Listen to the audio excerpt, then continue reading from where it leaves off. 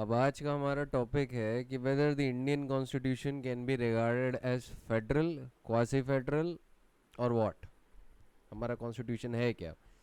तो देखिए, अगर आप यूपी, उत्तराखंड या बिहार पे अपना पेपर दे रहे हैं तो आपको केसी वेरे की डेफिनेशन के हिसाब से चलना होगा, जिन्होंने कैरेक्टराइज किया था इंडियन कॉन्स्टिट्यूशन को क्वाजाई फेडरल कॉन्स्टिट्यूशन। ठीक है, उन्होंने बोला था कि Indian constitution is a quasi federal constitution. पर अभी हम पहले फेडरलिज्म को मतलब समझते हैं। What is federalism? Federalism is the form of government in which the sovereign authority of the political power is divided between various units, that is center, states and municipalities etc. ऐसा हो सकता है। Usually popularly हम देखते हैं कि जो political power है वो सेंटर और स्टेट्स के बीच डिवाइडेड होती है। So the federal state is a political convenience intended to reconcile national unity and integrity and power with the maintenance of states' right. So the existence of coordinate authorities, one at the center, one at the regional, or which could be the state government or the state as a unit or its municipality etc., the local government. The existence of such coordinate authorities independent of each other is the gist of the federal principle. ठीक है, this is the traditional or classic view of the federalism policy, and we can see its classic example in United States of America. ठीक है, what happens in a unitary constitution? In a unitary constitution, the powers of the government are centralized in one government, that is the center itself. तो unitary government में एक strong centre होता है। इसका क्या example हो सकता है? आपका ब्रिटेन। ठीक है, that is the example of a unitary government. Federalism के लिए सबसे अच्छा एग्जाम्पल कौन सा है? Classic example United States of America. अब according to professor Birch, federalism is a system of government in which there is distribution of powers between one general and several regional authorities, each of which in its own sphere is independent and coordinate with each other. ये professor birch का opinion था। Spelling है BIRCH। The American Constitution is universally regarded as an example of federal constitution. Besides Canada, Australia and Switzerland's constitution, they are also federal in nature. But सबसे classic example हमेशा American constitution होता है when we are taking the example of a federal constitution. ठीक है, so a federal constitution is establishing a dual polity, that is a federal and state governments. जैसे United States में क्या होता है, वहाँ पे फेडरल कोर्ट्स होते हैं, एक फेडरल गवर्नमेंट होती है और एक उनकी अपनी स्टेट गवर्नमेंट होती है। जैसे एक supreme court of United states है, वैसे स्टेट ऑफ कैलिफोर्निया के का भी एक अपना एक सुप्रीम कोर्ट होगा। ठीक है, ऐसा रीज़न इसलिए क्योंकि एक फेडरल कॉन्स्टिट्यूशन में powers of both central and state governments are divided and both are independent in their own spheres. ठीक है, तो एक अथॉरिटी दूसरे के स्फीयर में इन्वेड नहीं कर सकती। ये बड़ा सिंपल सा प्रिंसिपल है। प्रोफेसर एवी डाइसी के हिसाब से फेडरल स्टेट क्या होता है? According to him, it is a political contrivance intended to reconcile national unity with maintenance of state rights. So Professor Dicey calls federalism as a political contrivance for a body of states which desire union but not unity. Federalism is therefore a concept which unites separate states into a union without sacrificing their own fundamental political integrity. Separate states therefore desire to unite so that all the member states may share in formulation of the basic policies applicable to all and participate in execution of decisions made in pursuance of such basic policies. Thus the essence of federation is the existence of the union and the states and the distribution of powers between them. Federalism therefore essentially implies demarcation of powers in a federal compact. तो basically क्या है federalism के concept में, कि जो states है वो अपनी पॉलिटिकल सोवरेनिटी खोना नहीं चाहता, पर वो एडिशनल प्रोटेक्शन भी चाहता है। तो जो स्टेट्स हैं कई सारे, एक साथ जब वो मिलते हैं तो without sacrificing there political sovereignty they become a union, और वो जो यूनियन होता है वो फेडरल गवर्नमेंट होती है, ठीक है। अब वो जो फेडरल गवर्नमेंट है उसके पास भी सोवरेनिटी है, तो यहाँ पे डुअल सोवरेनिटी है, and nobody is sacrificing their sovereignty, unlike in a unitary constitution जहाँ पे स्ट्रॉन्ग सेंटर होता है एंड दैट्स इट। तो फेडरलिज्म के कंसेप्ट में जो स्टेट की पावर्स हैं उसमें सेंटर इम्पीड नहीं कर सकता, ठीक है। स्टेट का एक स्फीयर है, ये लोग ऑलरेडी डिसाइड कर लेते हैं थ्रू एग्रीमेंट्स और द कॉन्स्टिट्यूशन इटसेल्फ। कॉन्स्टिट्यूशन ही बता देता है कि ये स्टेट का स्फीयर है, इसमें बिल्कुल भी सेंटर लेजिस्लेट नहीं कर सकता इस मैटर पे। इसका एग्जाम्पल हमारा हो सकता है कि जैसे हमारी 7th शेड्यूल में स्टेट लिस्ट है, स्टेट लिस्ट में जो हमारी पार्लियामेंट है ऑर्डिनरली लेजिस्लेट नहीं कर सकती, ठीक है। अगर आप यूनाइटेड स्टेट्स में जाएंगे तो आपको ये पता चलेगा कि स्टेट के स्फीयर में जितने भी लॉज हैं वो अगर उन पे लेजिस्लेट करती है तो फेडरल गवर्नमेंट जो है उस पर कोई लेजिस्लेशन पास नहीं कर सकती, ठीक है। तो हमारे कॉन्स्टिट्यूशन में तो फिर भी कुछ एक्सेप्शंस हैं जहाँ पे पार्लियामेंट में legislate on the matter of state list. हम लोग जब लेजिस्लेटिव रिलेशन पे आएंगे और इमरजेंसी प्रोविजन में आएंगे तो आपको पता चलेगा जहाँ पे parliament does have the power in certain rare circumstances to legislate on the matter of state list, but वो exceptions है, norm नहीं है। but एक प्योर फेडरल स्टेट में क्या होता है कि वहाँ पे कोई एक्सेप्शंस ही नहीं क्रिएट है, स्टेट का ये स्फीयर डीमार्केटेड है और फेडरल गवर्नमेंट जो है वो इंटरफेयर कर ही नहीं सकती उस स्फीयर में, ठीक है। स्टेट का स्फीयर डीमार्केटेड है, फेडरल गवर्नमेंट का स्फीयर डीमार्केटेड है, दोनों एक दूसरे के स्फीयर में आ ही नहीं सकते। तो वहां पे यूनियन तो है लेकिन पॉलिटिकल इंटेग्रिटी कॉम्प्रोमाइज नहीं होती है स्टेट की, ठीक है। ये ऐसे समझ लीजिए जैसे हम मान लीजिए 5-6 लोग हैं, ठीक है। अब हम लोग चाहते हैं कि हमारी इंडिपेंडेंस बनी रहे, हमारे ऊपर खतरा है एक फॉरेन पावर इम्पोज होने का, तो हम लोग आपस में एक अग्रीमेंट करते हैं कि हम 5-6 लोग हैं, हम लोग एक साथ क्या कहते हैं जुड़ जाते हैं, ग्रुप बना लेते हैं। अब ग्रुप हमने बना लिया, ग्रुप बनाने के बाद हम कहते हैं कि देखिए हम ग्रुप तो बना रहे हैं और इस ग्रुप का एक लीडर भी होगा जो हमारे यूनियन एज अ होल को गवर्न करेगा, लेकिन ये सर्टेन एरियाज हैं जो हमारी इंडिविजुअलिटी को डिसाइड करते हैं, इसमें आप इंटरफियर नहीं कर सकते। तो हमारे जो ग्रुप का लीडर भी होगा वो उस फेयर में नहीं जा सकता जो हमने डिमार्केट करके रखा है, जो हमारी इंडिविजुअल फ्रीडम्स या इंडिविजुअलिटी से डील करता है, ठीक है। So even though we are united, even though we have formed a union leadership, yet we are still individuals in our own respective spheres. अब इसी को पॉलिटिकली मैं बता दूं तो वो ऐसे होता है कि states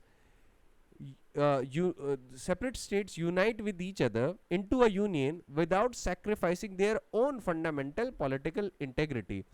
So therefore states do have a desire to unite, however at the same time they don't want to do away with their own individuality, ठीक है। तो एसेंस इसका ये है कि डिस्ट्रीब्यूशन ऑफ पावर्स होता है, हम लोग ऑलरेडी डिसाइड कर लेते हैं ये फेडरल गवर्नमेंट का स्फीयर है, जब हम लोग साथ में मिलते हैं तो यूनियन एज अ होल पे फेडरल गवर्नमेंट इन सारी चीज़ों पे लेजिस्लेट कर सकती है। गवर्नमेंट में यहाँ पे थोड़ा एक्सपेंसिव टर्म के कॉन्टेक्स्ट में ले रहा हूँ, एग्जीक्यूटिव गवर्नमेंट के कॉन्टेक्स्ट में नहीं, ठीक है। तो फेडरल गवर्नमेंट जो है इन सारे मैटर्स पे लेजिस्लेट कर सकती है, और हमारा जो अपना स्फीयर है उस पे सिर्फ हम कर सकते हैं लेजिस्लेट, और उसमें फेडरल गवर्नमेंट किसी भी सर्कमस्टेंस में इंटरफियर नहीं कर सकती। ये ट्रेडिशनल व्यू ऑफ फेडरलिज्म है। अब जितने भी मॉडर्न ज्यूरिस्ट हैं दे व्यू फेडरेशन, ठीक है, as a pure creature of expediency whereby the powers are so distributed between the central and state governments that there is a scope for constant adjustment of the relation between the two sets of government according to requirement of time and place. The federalism varies from place to place and from time to time depending on factors like historical, geographical, economical and political. Modern jurist एक और concept की बात करते हैं, वो है cooperative federalism. ठीक है, what is cooperative federalism? In cooperative federalism, the center and states share a horizontal relationship where they cooperate in larger public interest.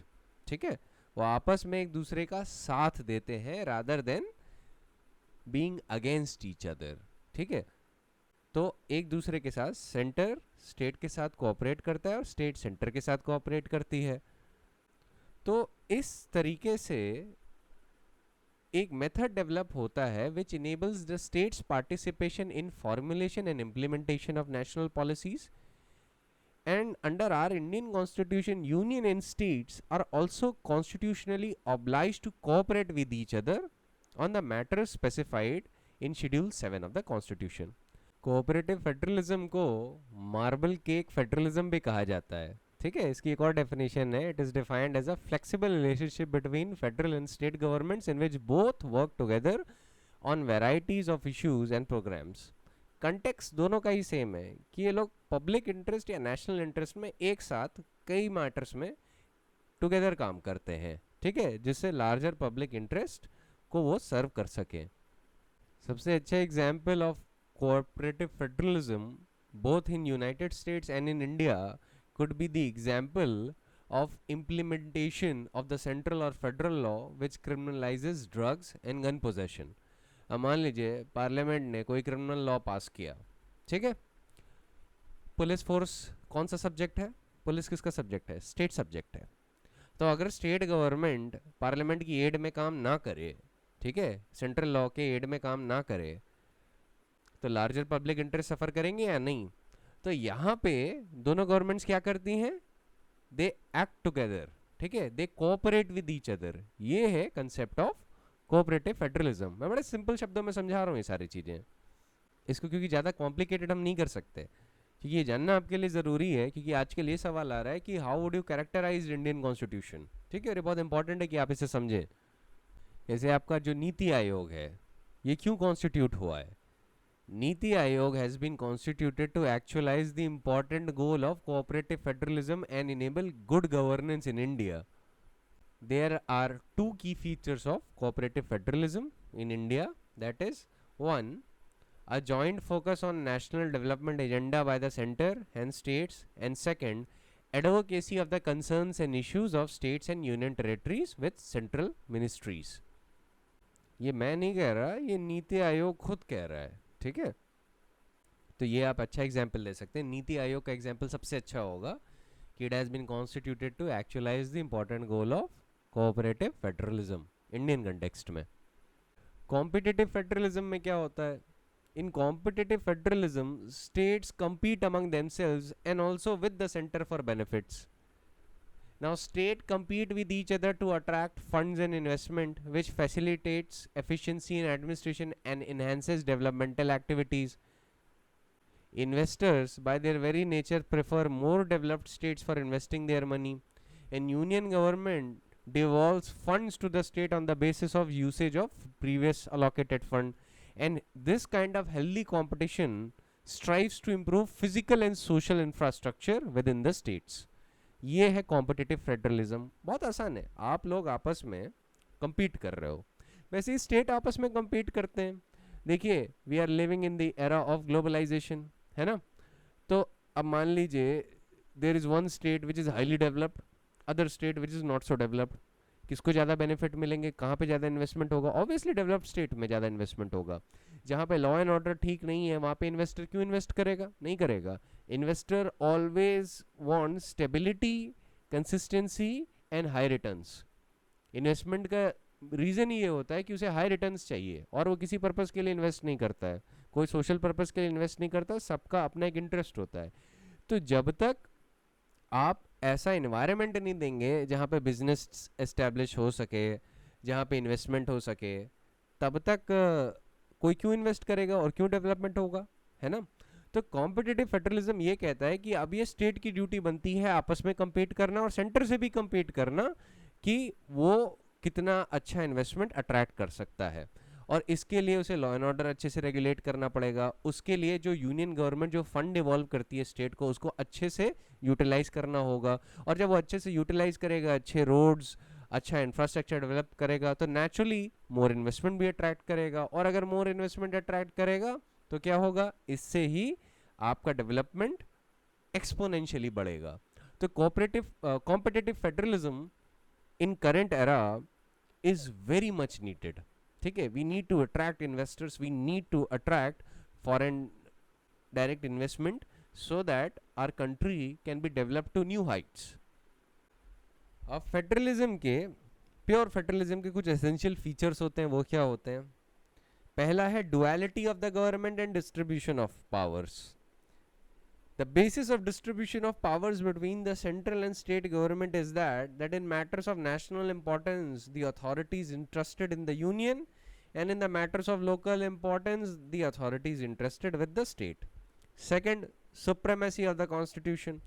Every power, executive, legislative or judicial, whether it belongs to center or the state, is subordinate to and is controlled by the constitution. Third, there is a written constitution.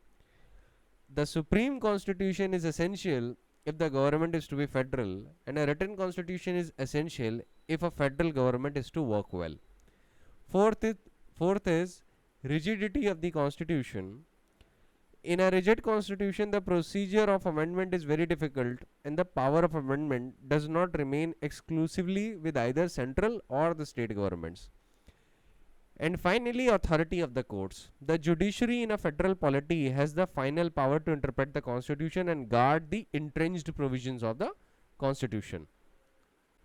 Now, what can be the example of a federal constitution? Of course, the American Federation can be described as the outcome of the process of a federal constitution. ठीक है, federal constitution की ही वजह से ये जो American federation establish हुआ। In fact constitution बाद में आता है, फेडरेशन जो पॉलिटिकल प्रोसेस ऑफ फेडरेशन है ये पहले एग्जिस्टेंस में आता है।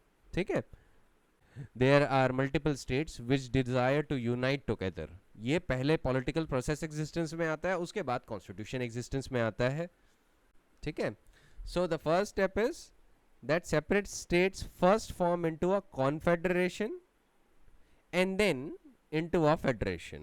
ठीक है, तो अमेरिका में कॉन्फेडरेशन कब हुआ? 1781 में। फेडरेशन कब हुआ? 1789 में।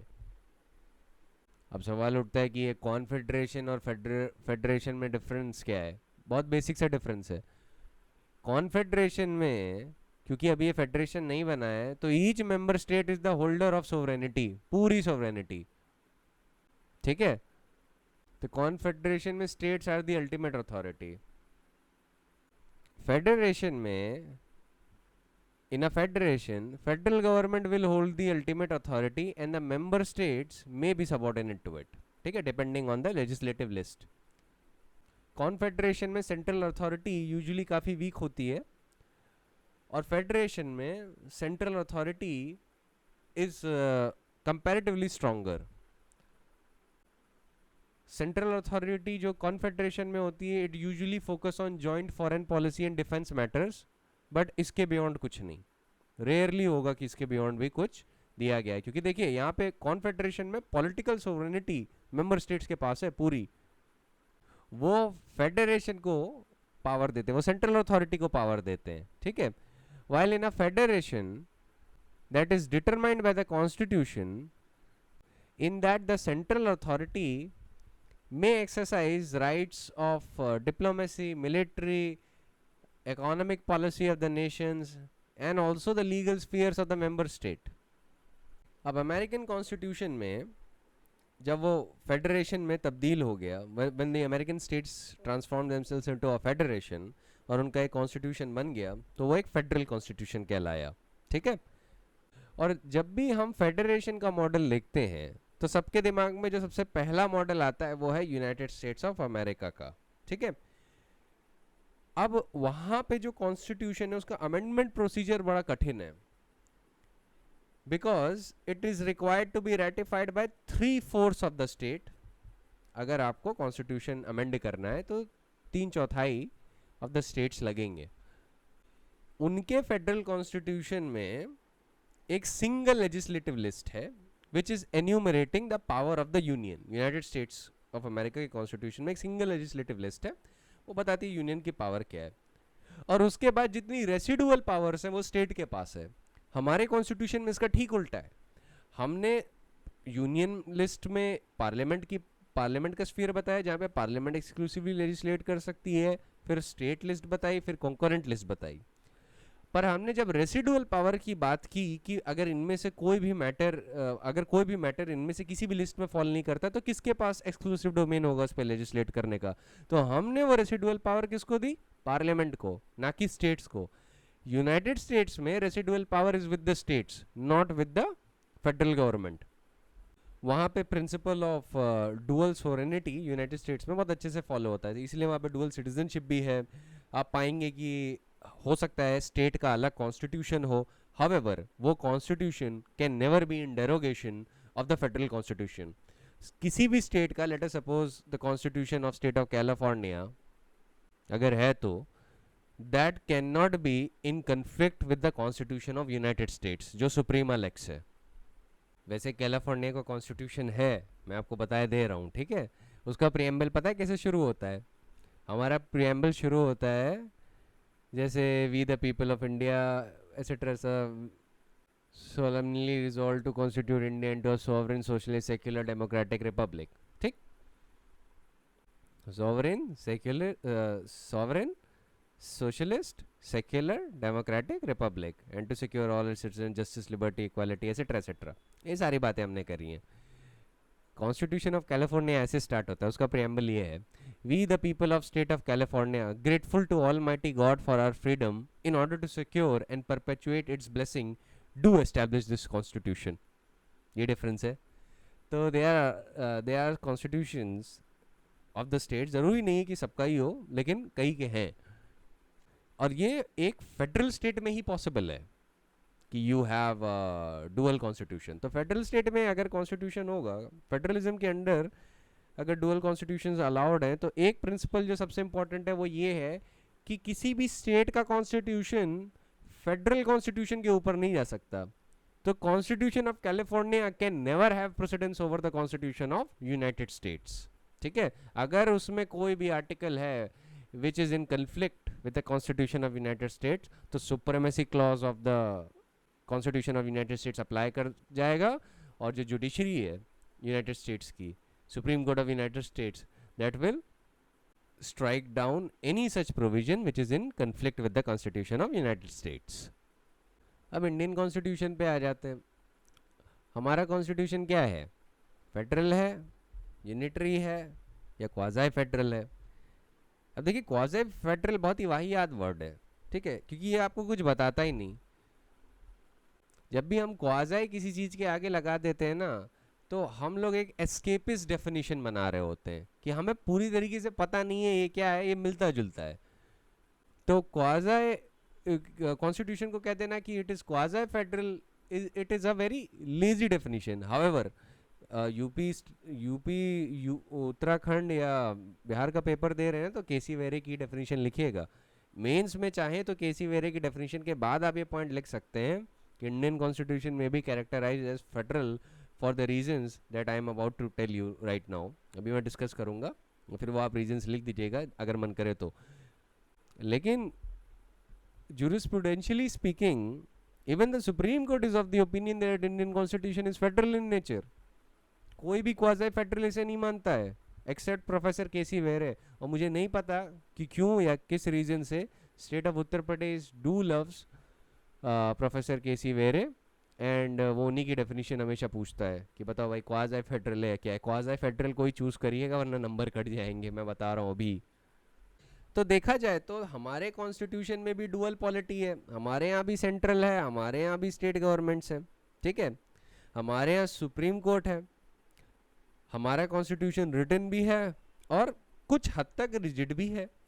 It can be amended only to the extent of and in accordance with the provisions contained in article 368, है ना, for the majority of the part.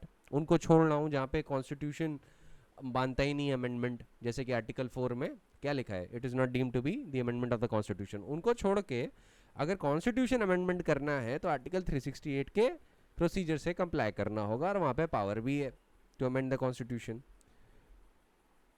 हमारे कॉन्स्टिट्यूशन ने सुप्रीम कोर्ट और हाई कोर्ट और subordinate judiciary that is the district judiciary सबको लेके बात कर डाली, ठीक है। तो उन्होंने unitary form of judicial structure भी बना दिया। तो हमारा जो कॉन्स्टिट्यूशन है ये प्राइमरली और डोमिनेंटली अगर आप पढ़ेंगे तो it incorporates the concept of federalism in various provisions and the provisions which establish the essence of federalism are, for example, that there are state governments and central government, there is a division of functions between them which is sanctioned by the constitution, ठीक है। under 7th schedule the legislative lists has been laid down by the constitution itself। list 2 और 3 पे state legislatures legislate कर सकते हैं और list 1 पे सिर्फ पार्लियामेंट लेजिस्लेट कर सकती है। And authority of the parliament to legislate in a field covered by the states is governed by article 252 and that too only with the consent of 2 और मोर स्टेट्स। वैसे ही parliament सिर्फ और सिर्फ national interest में article 249 के अंदर state list में legislate कर सकती है और इन सर्टेन मैटर्स इमरजेंसी के प्रोविजन के दौरान स्टेट लिस्ट के मैटर्स पे लेजिस्लेट कर सकती है, पर वो लिमिटेड पावर्स है, वो अनलिमिटेड पावर नहीं है कि पार्लियामेंट जब चाहे तब ऐसा कर सकती है, नो। साथ ही साथ जब आप 73rd और 74th amendment of the constitution देखते हैं तो आपको दिखता है कि there is decentralisation of power. 73rd constitutional amendment deals with panchayats, 74th constitutional amendment deals with municipalities. तो इससे आपको क्या पता चल रहा है कि कॉन्स्टिट्यूशन डिसेंट्रलाइजेशन कर रहा है पावर का, ठीक है। तो ऐसे में ये फेडरल कंसेप्ट्स हैं, है कि नहीं? इससे आपको फेडरल कंसेप्ट्स ही दिख रहे हैं। अब कहाँ डेविएशन होता है फेडरल कैरेक्टरिस्टिक्स से, जो हम कह सकते हैं यूनिटरी फीचर्स हैं हमारे कॉन्स्टिट्यूशन के, वो ये हैं। पहला, लेजिस्लेटिव रिलेशंस जब आप देखते हैं तो आप पाते हैं under article 249 parliament is empowered to make laws with respect to every matter enumerated in state list if it is necessary in the national interest. Similarly, legislation to give effect to international agreements under Article 253 is with the Parliament itself. ये domain Parliament की है. In case of inconsistency between the laws made by Parliament and the laws made by legislature of the state, the laws made by Parliament, whether passed before or after the state law, in the matter enumerated in the concurrent list, to the extent of repugnancy would prevail over the state law, article 254, है कि नहीं? And in case of overlapping between the matters of 3 lists, that is union, state and concurrent list, the predominance has been given to union if we look at article 246. और constitution में कई provisions ऐसे पाएंगे जहाँ पे president of India की sanction की ज़रूरत है जब स्टेट लेजिस्लेचर कोई ऐसा लॉ पास करना चाह रहा है which might be in derogation of the parliament, तो वहाँ पे भी आपको यूनियन की कंसेंट लेनी होगी, that might be in the derogation of the law made by parliament, ठीक है। मेरे जो एक्सप्रेशंस है ना उसको उस कॉन्टेक्स्ट में लीजिएगा जिस कॉन्टेक्स्ट में मैं बोलना चाह रहा हूँ। फिर जब हम एडमिनिस्ट्रेटिव और एग्जीक्यूटिव रिलेशंस देखते हैं तो भी हमें ज़रा यूनिटरी फीचर दिखता है, क्योंकि जितनी भी प्लानिंग है वो प्राइमरली आप यूनियन लेवल पे पाएंगे, चाहे आप नीति आयोग हो, प्लानिंग कमीशन हो, and states only implement the plans formulated by union, है ना। Furthermore, we have all India services. All India services कितनी पॉपुलर सर्विस है भाई, हर एक व्यक्ति इंडिया में जो है कभी ना कभी तो उसका मन करता है कि यार मैं आईएएस का एग्जाम ज़रूर दूं या आईपीएस का दूं, ये भी यूनिटरी फीचर दिखाता है।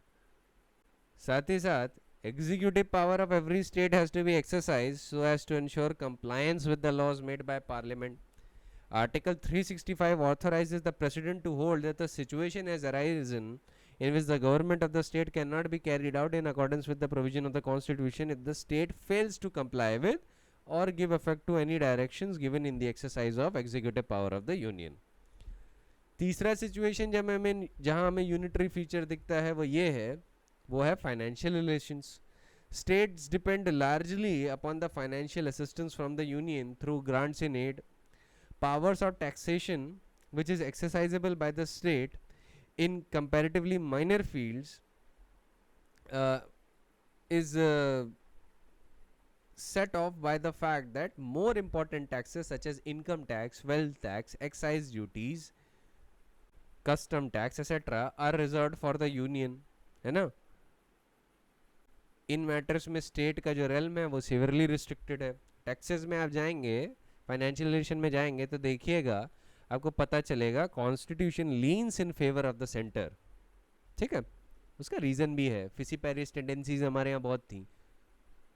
फिर हम आ जाते हैं ये parliament's power to form new states and alter boundaries of the state. मैंने आपको कल ही बताया था लास्ट लेक्चर में कि constitution does not guarantee the territorial integrity of the states.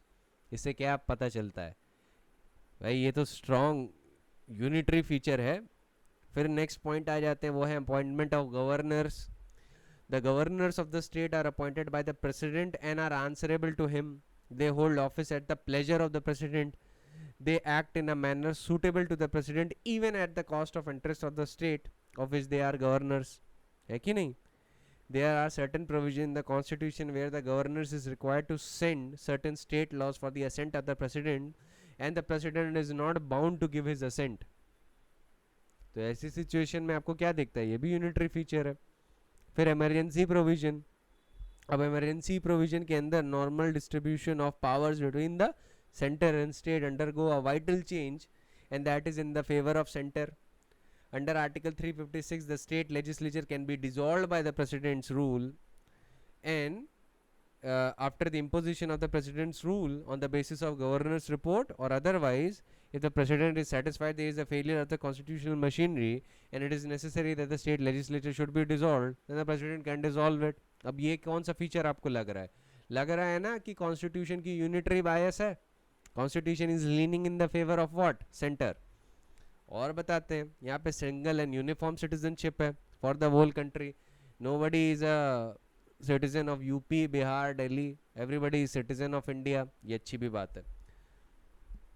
फिर there is a uniform and integrated judicial system. ऐसा United States में नहीं है. यूनाइटेड स्टेट्स में सुप्रीम कोर्ट ऑफ कैलिफोर्निया अलग है, वैसे स्टेट्स का अपना अलग अलग सुप्रीम कोर्ट हो सकता है. फेडरल कोर्ट्स अलग होते हैं. फेडरल कोर्ट्स मतलब जो फेडरल लॉस को डील करते हैं, जो फेडरल गवर्नमेंट के लॉस को एनफोर्स और एडमिनिस्टर और एडजुडिकेट करते हैं, उनके मैटर्स को, वो अलग होते हैं. और स्टेट कोर्ट्स अलग होते हैं. तो हमारे यहाँ एक यूनिफॉर्म और इंटीग्रेटेड जुडिशियल सिस्टम है. बाय डिस्ट्रिक्ट जुडिशरी से हाई कोर्ट, हाई कोर्ट से सुप्रीम कोर्ट. ठीक है, हर जगह सेम है ये. फिर हमारी जो इंटर स्टेट काउंसिल है वो भी हमें यूनिटरी बायस दिखाती है कि अगर किसी भी वक्त प्रेसिडेंट को लग जाता है कि public interest would be served by establishment of a council charge with the duty of inquiring into and advising upon disputes that may have arisen between the states and investigating and discussing subjects in which some or all of the states or union are interested or have a common interest, or for the purpose of making recommendations upon any subject, and in particular recommendation for better coordination of the policy and action with respect to that subject, then it shall be lawful for the president to establish such a council and define the nature of duties to be performed by it and its organization and procedure under article 263. ये क्या दिखा रहा है, ये president of India establish कर सकते हैं. तो what does it show, again it is a unitary feature. Then freedom of trade and commerce for the whole country. So the comprehensive provision of part 13 of the constitution seeks to make India a single economic unit for the purpose of trade and commerce under overall control of the union parliament and the union executive. What does it show you? Again, a unitary feature. तो आपको पता चलता है कि in certain circumstances the constitution empowers the center to interfere in the state matter and thus places states in the subordinate position or converts the union into a unitary states. ठीक है, which can be said to violate the principle of federation or federal principle. So in opinion of Professor K.C. Vere, the constitution is almost quasi-federal. ठीक है, it is quasi-federal. So it is a unitary state with subsidiary federal features rather than a federal state with subsidiary unitary features. ठीक है, सुनिए. According to his opinion, it is a unitary state with subsidiary federal features rather than federal state with subsidiary unitary features. वैसे ही professor Jennings has characterized Indian government system under the constitution as a federation with strong centralizing tendency. इनके हिसाब से it is a federation but it has strong centralizing tendencies. Austin and Professor Birch has termed it cooperative federalism for the Indian system. According to them, it is neither purely federal nor purely unitary but a combination of both. And to ensure cooperation between union and states, a strong center is there, but regional governments are not weak, and there is mutual independence of the two governments. The regional governments are partially dependent upon payments from center, and the center, by the use of conditional grants, frequently promotes development in the matters which are constitutionally assigned to the regions. Professor Dicey holds that extent of federalism in India is largely watered down by the needs or progress of the development of the country, which has to be nationally integrated, politically and economically coordinated, and socially and intellectually and spiritually uplifted. According to Dr. B.R. Ambedkar, and he said that our constitution is largely federal in nature, in as much as it establishes a dual polity. ठीक है? And in the Constituent Assembly debates, our constitutional makers tried to avoid tight mold of federalism in which the American Constitution was formed. उनको वो tight mold नहीं चाहिए था कि एकदम water tight compartment हो, उनको थोड़ी flexibility चाहिए थी.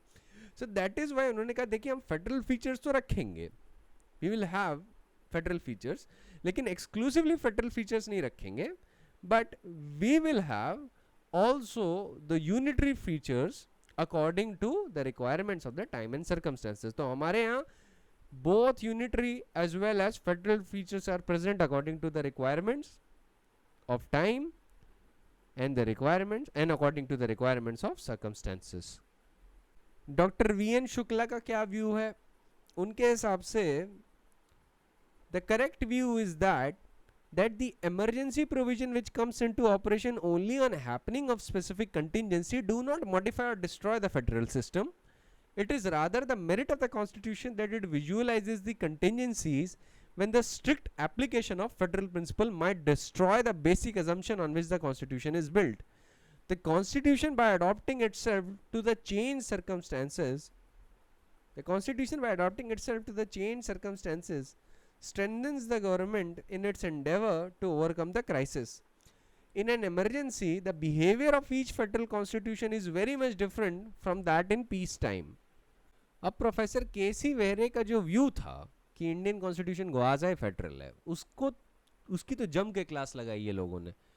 उन्होंने बोला ये बहुत ही वेग डेफिनेशन है क्योंकि ये डिनोट ही नहीं करता कि how powerful is the centre and how much deviation is there from the pure federal model. आपने क्वाज़ी लगा दिया और आपका काम खत्म. तो it is a very loose and a very lazy definition.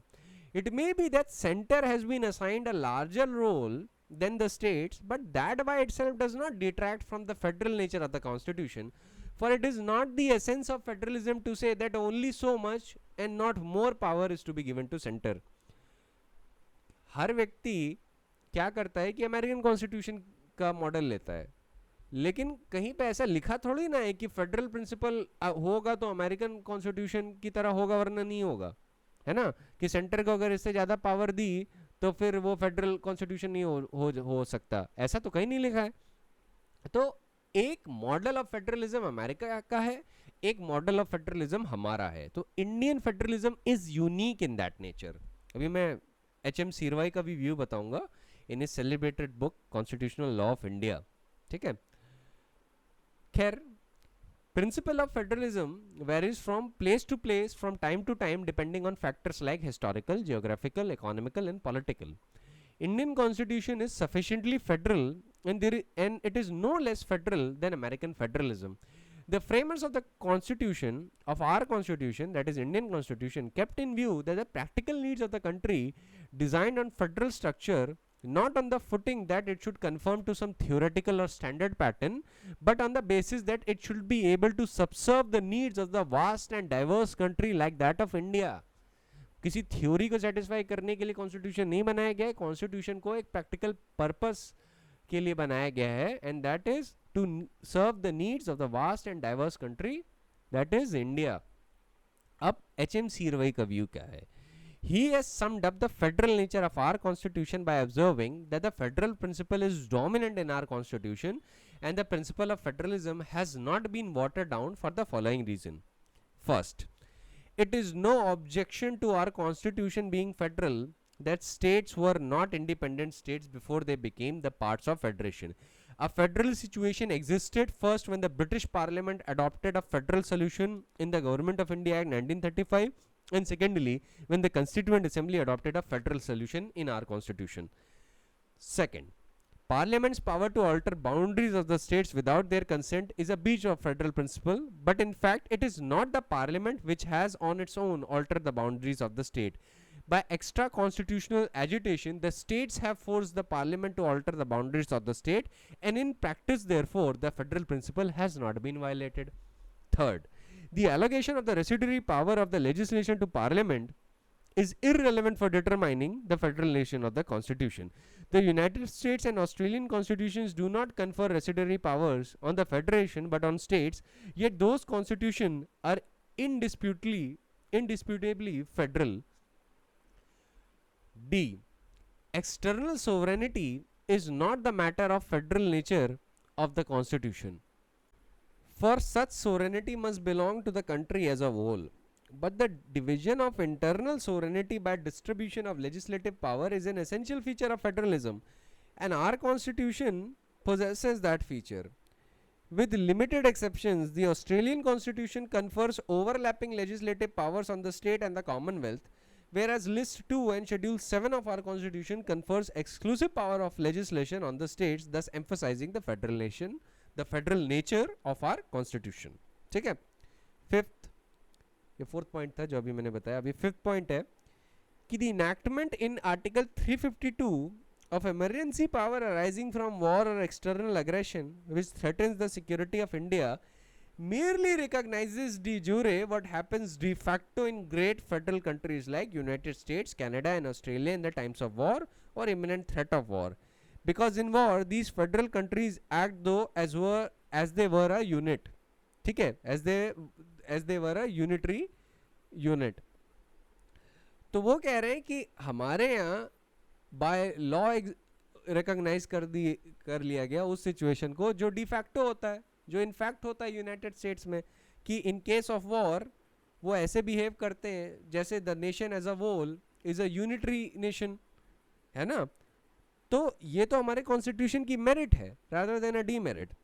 So the presence in our constitution of exclusive legislative powers conferred on the states makes it reasonable to provide that during emergency created by war or external aggression, the union should have the power to legislate on the topics exclusively assigned to the states and to take corresponding topics exclusively assigned to the states and to take executive action. The emergency provisions therefore do not dilute the principle of federalism, although the abuse of those provisions by continuing the emergency when the occasion which caused it has ceased to exist does detract from the principle of federal government. The amendment introduced in Article 352 by 44th Amendment have to considerable extent reduced the chances of such abuse, and by deleting the clause which made the declaration and continuance of emergency by President conclusive, the 44th Amendment has provided the opportunity for judicial review. Next is that the power to proclaim an emergency, originally on the ground of internal disturbance but now only on the ground of armed rebellion, does detract from the principle of federalism, because such a power as we have seen existing in indisputably federal constitutions. The judgment of Dave Sadhan Roy versus State of West Bengal, that is decided by the Supreme Court and reported in EIR 1972 Supreme Court page number 1924, has established that the internal violence would ordinarily interfere with the power of federal government to enforce its own laws and to take necessary executive action. Consequently, such interference can be put down with total force of the United States, and same position is obtained in Australia. तो basically कहा यह जा रहा है कि emergency provision की जब हम बात करें तो आप ये कह सकते हैं कि इमरजेंसी को एनविसेज करने के बाद हमारा constitution is much more far sighted than other constitutions, क्योंकि वो बाय लॉ वो रिकॉग्नाइज करता है जो डिफैक्टो असली में होता है. ठीक है, तो एक तो ये पॉइंट हो गया. दूसरा, 44th अमेंडमेंट ने 44th amendment of the constitution ने जो खतरा था ऑफ इम्पोजिशन ऑफ इमरजेंसी, जहाँ पे स्टेट्स की पावर को डाइल्यूट किया जा सकता था, उसको डन अवे विद कर दिया और जुडिशियल रिव्यू भी अलाउ कर दिया. ठीक है, साथ ही साथ एक और चीज है कि यही पोजीशन तो यूनाइटेड स्टेट्स और ऑस्ट्रेलिया में भी रिकॉग्नाइज्ड है. क्योंकि अगर मान लीजिए इंटरनल डिस्टर्बेंस होता है किसी स्टेट में on the ground of armed rebellion, तो ऐसी सिचुएशन में तो यूनियन ही अपने लॉज नहीं इन्फोर्स कर पाएगा या फेडरल गवर्नमेंट अपने लॉज नहीं इन्फोर्स कर पाएगी. तो ऐसी सिचुएशन में वो क्या करते हैं, वो अपनी फोर्सेस, फेडरल फोर्सेस के थ्रू ऐसे रिबेलियन को सप्रेस करते हैं. तो क्या तब फेडरल प्रिंसिपल का वायलेशन होता है? तब तो नहीं होता. तो अगर तब नहीं होता तो अभी क्यों हो गया, है ना. तो HM Sirvai ने बहुत अच्छे अच्छे ओपिनियन दिए. खैर अभी और बताता हूँ, उन्होंने बहुत बताया. Then he said that the provision of Article 355 imposing a duty on the Union to protect a state against external aggression and internal disorder are not inconsistent with the federal principle. The war power belongs to the Union in all federal governments, and therefore the defense of the state against external aggression is essential in any federal government. As to internal disturbance, the position reached in Deb Sadhan Roy versus State of West Bengal shows that absence of the application by the state does not materially affect the federal principle. Such an application has lost its importance in United States and in Australia. ये सारे cases emergency में relevant होंगे, so don't worry about it. वो मैं जब पढ़ाऊंगा तो आपको बताया जाएगा. Then is, since it is the essence of the federal principle that both federal and the state law operate on the same individual, it must follow that in case of conflict of valid federal law and a valid state law, the federal law must prevail in our constitution, and Article 254 provides for that. Then it follows from what is stated that federal laws must be implemented in the states, and the federal executive must have the power to take appropriate executive action under federal laws in the state, including enforcement of those laws. Whether this is done by setting up in each state a parallel federal machinery for the law enforcement or by using the existing state machinery is a matter governed by practical expediency, which does not affect the federal principle. In United States, a defiance of federal law can be, and as we have seen, has been put down by the use of armed forces of United States and national militia of the states. This is not inconsistent with the federal principle in the United States. Our constitution has adopted the method of empowering the Union Constitution and has adopted the power of the Union government to give directions to the state, to give effect to the Union law, and to prevent obstruction in the working of the Union law. Such a power, though different in form, is in substance the same power of the federal government in the United States to enforce its laws, and if be necessary, by force. Therefore, the power to give directions to the state government does not violate the federal principle.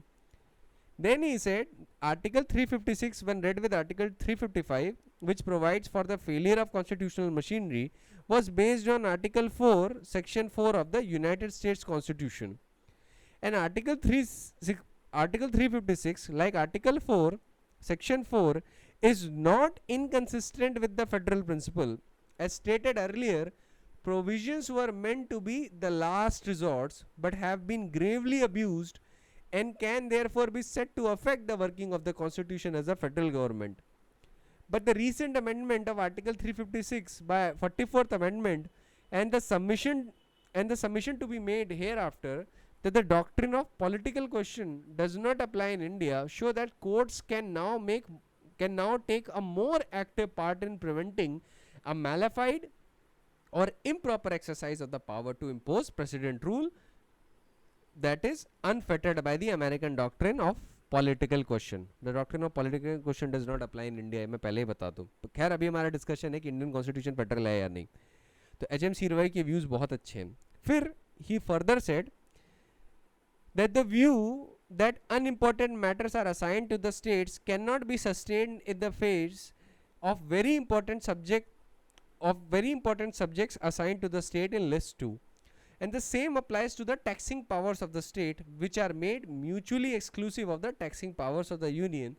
So ordinarily states have independent source of revenue of their own.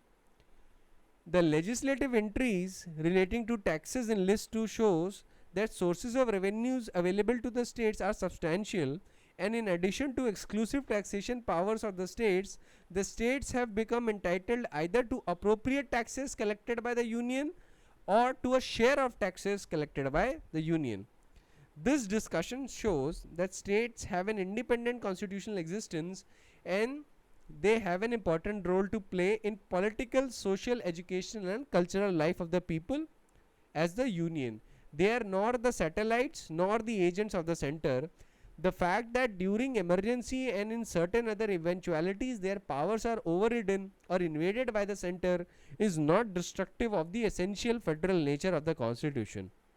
The invasion of the power in such circumstance is not the normal feature of the constitution. They are exceptions and have to be resorted to only occasionally to make the exigencies of the special situations. These are exceptions and not the rule.